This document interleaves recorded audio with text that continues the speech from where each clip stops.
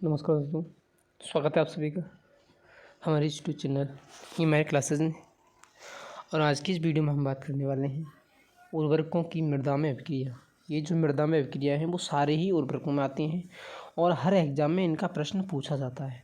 तो 12th कृषि वाले जो विद्यार्थी हैं वो इसे लेकर बहुत परेशान भी रहते हैं अभिक्रियाओं को लेकर, क्योंकि उनका विषय नहीं होता ये अभिक्रियाएँ और ये अभिक्रियाएँ एग्ज़ाम में 100% पूछी जाती हैं।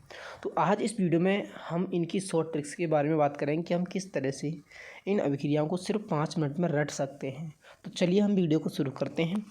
और वीडियो शुरू करने से पहले यदि आप चैनल पर नए हैं तो एक बार चैनल को सब्सक्राइब करें और वीडियो को लाइक करें। देखिए, सबसे पहले हम बात करते हैं परीक्षा में पूछे जाने वाले उर्वरक, यानी हमें एग्जाम में कौन कौन से उर्वरकों से मृदा अभिक्रियाएँ पूछी जाएंगी। तो हमारे एग्जाम में लगभग 8 उर्वरक दे रखे हैं, 7 उर्वरक हैं और एक अन्य है।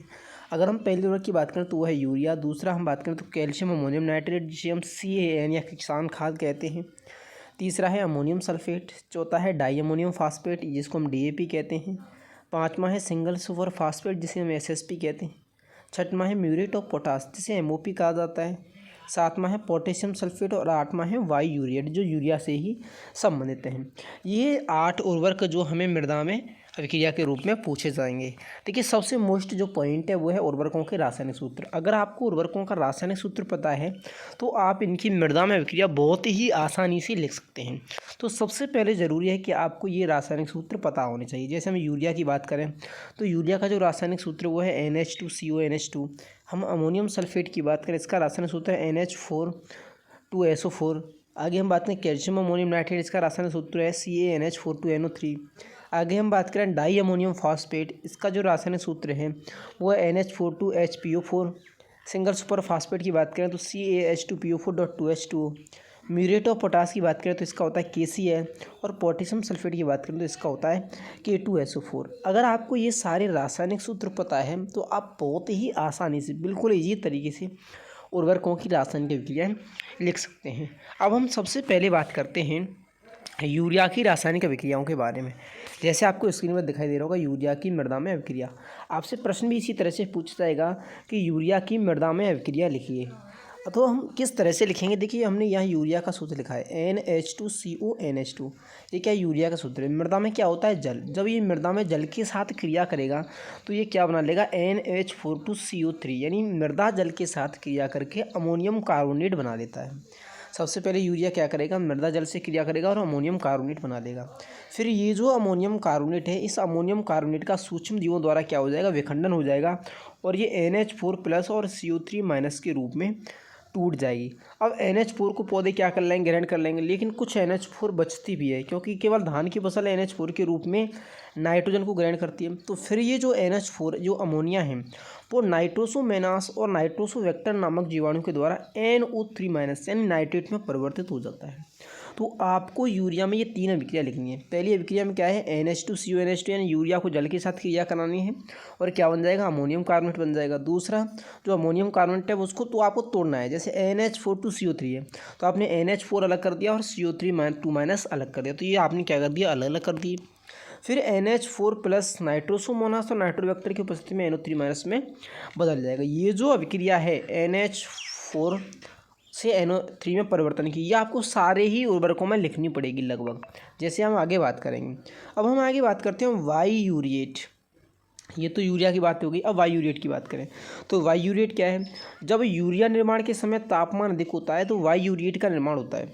और ये इसका जो निर्माण होता है वो यूरिया के 2 अणुओं से मिलकर के होता है। जैसे NH2CONH2 फिर NH2CONH2। जब यूरिया के 2 अणु मिलकर के बने, क्रिया की, तो क्या बन गया? वाई यूरिएट बन गया, जिसका जो रासायनिक सूत्र है वो है NH2CONH2। इस तरह से ये यूरिया की अभिक्रिया कंप्लीट हो जाती है। अगर आपसे यूरिया की अभिक्रिया पूछी जाती है तो आपको केवल ये 3 अभिक्रियाएँ लिखनी है, जिसमें पहले आपको यूरिया की जल के साथ क्रिया करानी है, जो अमोनियम कार्बोनेट बनेगा। फिर आपको अमोनियम कार्बोनेट को तोड़ना है, उसमें अमोनिया बनेगा। फिर आपको अमोनिया को नाइट्रेट में परिवर्तन कराना है। आगे सारी अभिक्रियाएँ बिल्कुल सिंपल हैं।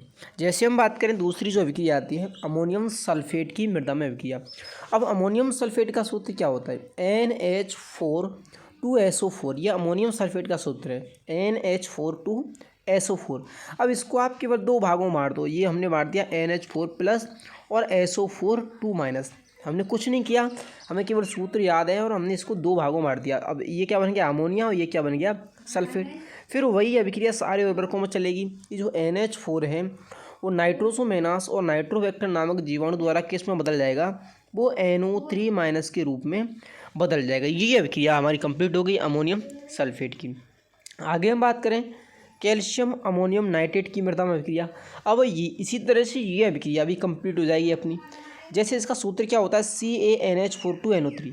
इसका सूत्र क्या है कैल्शियम अमोनियम नाइट्रेट यानी CaNH4 2NO3।